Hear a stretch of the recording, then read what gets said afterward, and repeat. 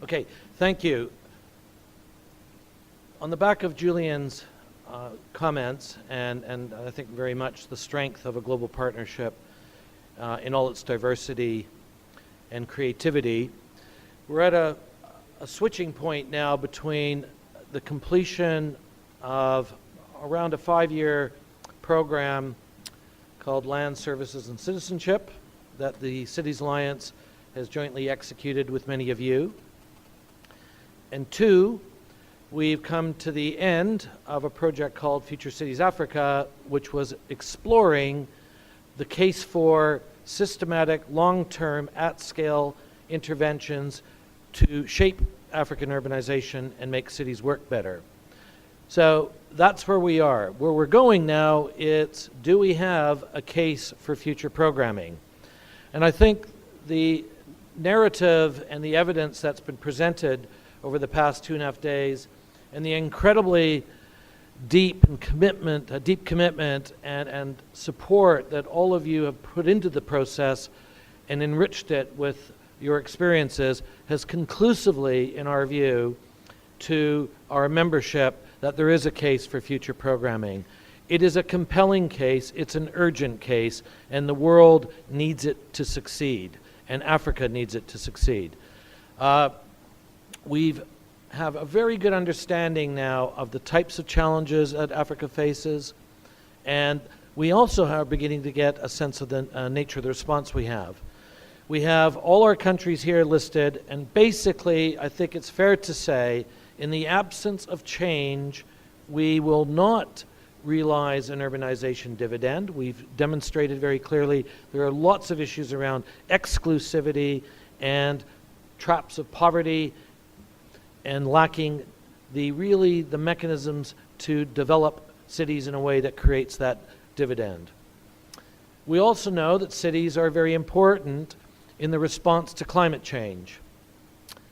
However, the way urbanization is working, the way cities are developing, is creating high-risk, high-vulnerability settlements which are not well-placed to confront the challenges of climate change. So we need to do something different. Cities, by and large, have not developed the resilience needed to grow inclusively and to manage the risks that climate change poses and other environmental shocks. We are pretty confident without change, our global objectives of achieving the SDGs are likely to be compromised.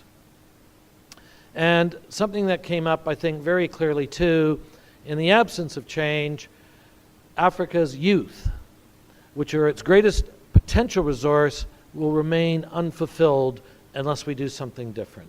So I think the comparative position of Africa is we cannot keep going the way we are.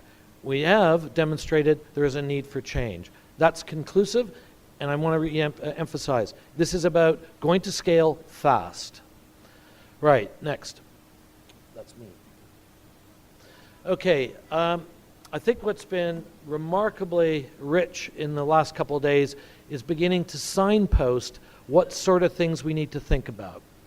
So the African urban transition, what we've heard over the past 2.5 days, requires a change of mindset. I think it's very fair to say that we can build on the immense progress each and one of our delegations here has brought to us, that this is changing. But there's a lot more that needs to be done in terms of fashioning a response to the urban transition. So we got to keep working on that. We had a very sound, rigorous analysis of the need for structural transformation of African economies and cities. We're pretty sure that these will be enabled by promoting good governance and accountability and decentralization. We're absolutely convinced today that releasing the power of women and girls to be a full part of this development process is an essential ingredient. And as we've also, again going back, we know that with about 1 billion young people, bringing them into this development process and releasing their creative potential is mission critical. We have to now begin thinking about investing at scale in making this transition a success. So as we begin the next stage of our journey, as I said, we're finishing up a range of programs. What might mark out where we go from here?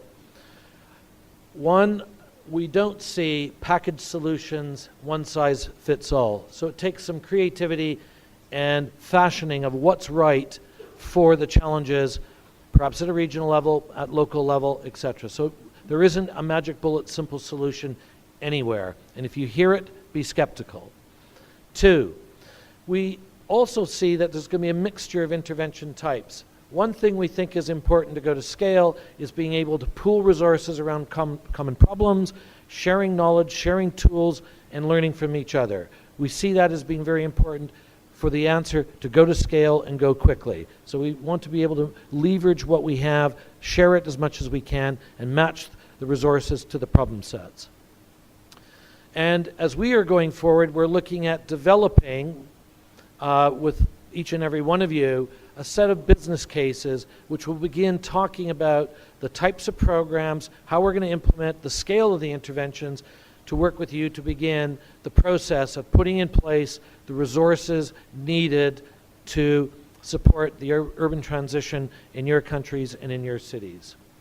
We want to make sure those fit with your overall national policy direction, which in many of the countries we're very encouraged that urbanization is seen as a critical part of overall transformation towards improving well-being and living standards and poverty reduction. Many plans, more and more, are picking that up at the national level, and we want to make sure we fit with that and strengthen it. We want to work with the institutional structures and make them more effective. We don't want to come in with projects that distort and bump things and move your priorities around to match international requirements. This is about made in Africa by you to achieve your success. That's very important to what we're thinking. We've identified a number of themes which have crisscrossed every country and the continent that are likely to figure highly in what sort of areas we ought to be working. And we had much discussion on that. In terms of scope, what are we looking for? And it's been evidenced here. Really, when we look at our investment partners, one of the first questions we get is there strong national and city demand for support and ownership to move forward? Two, we want to know that there's a critical piece here. In our countries that we've worked in, the willingness to plan is pretty good. The willingness to commit to implementation falls somewhat short. So we really want to know that the drive and commitment to implement is there, and we'll work with you on that.